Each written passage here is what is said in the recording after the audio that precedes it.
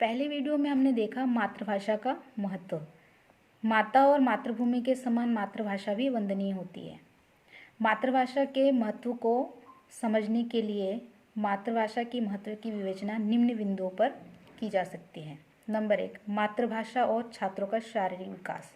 शारीरिक विकास के लिए जितना आवश्यक पौष्टिक भोजन होता है, उतनी ही आवश्यक पूरी नींद, सोना और प्रसन्नचित्त रहना। मातृभाषा इस आवश्यकता की पूर्ति में सहायक सिद्ध होती है। माताएं शिशुओं को संगीत प्रदान ध्वनियों यानी लोरियों के उच्चारण द्वारा प्रसन्न कराती है और निद्रामग्न कराती है, इसीलिए मातृभाषा को पालने की भाषा भी कहा जाता है। नंबर 2, मातृभाषा और छात्रों का बौद्धिक एवं मानसिक विकास। मानसिक विकास एवं बौद्धिक विकास की दृष्टि से भी मातृभाषा का अपना महत्व है। मानसिक विकास के लिए सबसे पहली आवश्यकता विचार शक्ति की होती है। विचार तथा भाषा का अटूट संबंध होता है। विचार भाषा को जन्म देती है और भाषा विचारों को।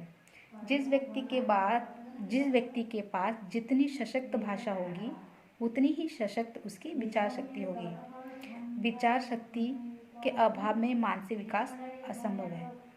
गांधी जी के अनुसार मानसिक विकास के लिए भाषा को उतना आवश्यक माना जाता है जितना शिशु के शारीरिक विकास के लिए माता का दूध। नंबर 3, मातृभाषा और छात्रों का भावात्मक विकास। बच्चे मातृभाषा को माता और मातृभूमि के समान बड़ी श्रद्धा की दृष्टि से देखते हैं। यही कारण है कि एक मातृभाषाई व्यक्तियों में आपस में प्रेम रहता है। वे एक दूसरे से सहानुभूतिपूर्ण व्यवहार करते हैं, बड़ों का अभिवादन करते हैं, छोटों को प्यार करते हैं और एक दूसरे की सहायता करते हैं। एक भाषा भाषी व्यक्तियों के बीच जो भी सद्भावना रहती है, वह भिन्न भाषा भाषी व्यक्तियों के बीच नहीं रहता। नंबर 4, मातृभाषा से छात्रों में सांस्कृतिक विकास। प्रत्येक बालक का अपनी मातृभाषा तथा उसके साहित्य में विशेष लगाव होता है। साहित्य समाज का दर्पण होता है। मातृभाषा में लिखित साहित्य वास्तव में जाति, संस्कृति, सभ्यता और रीति रिवाजों का प्रतिनिधित्व करता है। मातृभाषा में हमारी संस्कृति का इतिहास निहित रहता है। उसके द्वारा हम अपने परिवार, जाति, देश और भाषा भाषियों से एक सूत्र में बंधते जाते हैं। नंबर 5, मातृभाषा और छात्रों का सामाजिक विकास। मातृभाषा बालक को सामाजिक स्वरूप प्रदान करती है। बालक मातृभाषा में ही बोलना, लिखना, तर्क करना, भाषण देना आदि सीखता है। वह अपने विचारों एवं भावों की अभिव्यक्ति जितनी प्रभावोत्पादकता के साथ करेगा, समाज में उसकी उतनी ही दृढ़ता होगी। मनुष्य को समाज के रूप में संगठित और विकसित करने का सर्वोत्तम श्रेय मातृभाषा को ही है। नंबर 6, मातृभाषा और समाज का नैतिक एवं चारित्रिक विकास।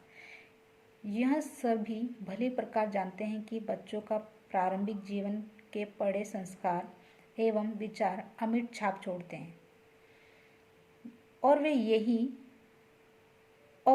वे ही उसके चरित्र का निर्माण करते हैं। बच्चों के नैतिक विकास में परिवार एवं उसके सदस्यों का विशेष हाथ रहता है। यदि माताएं बच्चों को रोचक एवं नैतिक कहानियाँ सुनाती है, तो आगे चलकर बच्चे मातृभाषा की पुस्तकों में भी इसी प्रकार की कहानी, नाटक, लेख और कविताएं पढ़ते हैं, जिससे उसके चरित्र का विकास होता है। नंबर 7, मातृभाषा शिक्षा प्रदान करने का सर्वोत्तम साधन है। मातृभाषा विचार विनिमय का सर्वोत्तम साधन माना जाता है, इसीलिए यह शिक्षा प्रदान करने का भी सर्वोत्तम साधन है।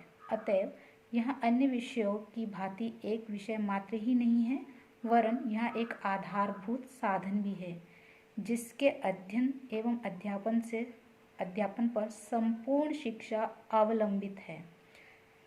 सैम्पसन के अनुसार स्पष्ट शब्दों में एवं साधारण अर्थ में अंग्रेजी मातृभाषा शिक्षण विषय है ही नहीं, वह तो स्कूली जीवन का आधार है। उसे शिक्षण विषय कहने की अपेक्षा जीवन का अनिवार्य आधार ही कहना चाहिए। नंबर 8, मातृभाषा अभिव्यक्ति का माध्यम। संकुचित अर्थ में मातृभाषा कही जाने वाली भाषा को बच्चा जन्म के कुछ दिन पश्चात ही सीखने लगता है। जैसे जैसे उसके अंग और प्रत्यंग सुदृढ़ होते हैं, और कर्मेंद्रिय तथा ज्ञानेंद्रिय क्रियाशील होती है, वैसे वैसे वह स्वर यंत्र द्वारा अपने माता पिता, भाई बहन तथा संपर्क में आने वाले अन्य व्यक्तियों की भाषा को अनुकरण द्वारा सीखता चलता है। आवृत्ति द्वारा उसका यह भाषा ज्ञान स्पष्ट एवं सुदृढ़ हो जाता है। माता और मातृभूमि के समान इस भाषा पर बच्चे का जन्मसिद्ध अधिकार होता है। रायवर्ण के शब्दों में मातृभाषा एक साथ ही एक उपकरण अर्थात औजार, आनंद, प्रसन्नता एवं ज्ञान का एक स्रोत, रुचियों एवं अनुभूतियों की निदेशक और विधाता द्वारा मनुष्य को दी हुई उस सर्वोत्तम शक्ति के प्रयोग का साधन है, जिसके आधार पर हम उसके निकट पहुंच जाते हैं। नंबर 10, मातृभाषा और छात्रों में आदर्श नागरिकता के गुणों का विकास। माइकल वेस्ट के शब्दों में भाषा ही वह तत्व है जिससे हमारी आत्मा का गठन होता है। भाषा का महत्व केवल बौद्धिक विकास में ही नहीं अपितु चारित्रिक विकास में भी है, जिसके फलस्वरूप देश का प्रत्येक नागरिक अच्छे गुणों से युक्त हो सकता है। नंबर 11, मातृभाषा और छात्रों की सृजनात्मक क्षमता का विकास। मातृभाषा पर धीरे धीरे अधिकार कर लेने तथा मातृभाषा के साहित्य से पर्याप्त प्रेरणा प्राप्त कर लेने के पश्चात छात्र मातृभाषा में अपनी इस क्षमता के आधार पर कविताएं, कहानियाँ, उपन्यास, लघु कथाएं व लेख आदि लिखने लगते हैं।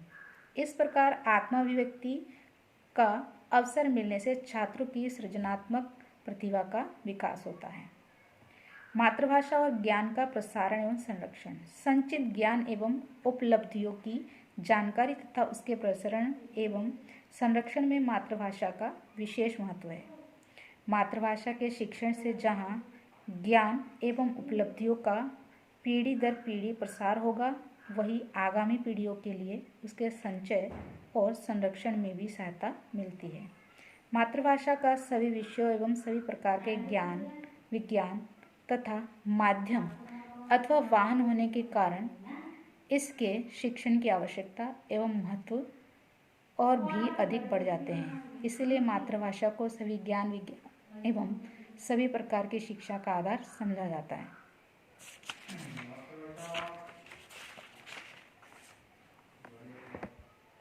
मातृभाषा की शिक्षण प्रविधियाँ। इन उद्देश्यों को निम्नलिखित प्रविधियों से प्राप्त कर सकते हैं, जैसे लेखन कला द्वारा, प्रश्नों के द्वारा, काव्य शिक्षण द्वारा, वाचन द्वारा, मौन पाठ द्वारा, व्याकरण शिक्षा द्वारा, विभिन्न क्रियाओं द्वारा। मातृभाषा शिक्षण की प्रविधियों की चर्चा हम अगले वीडियो में करेंगे। धन्यवाद।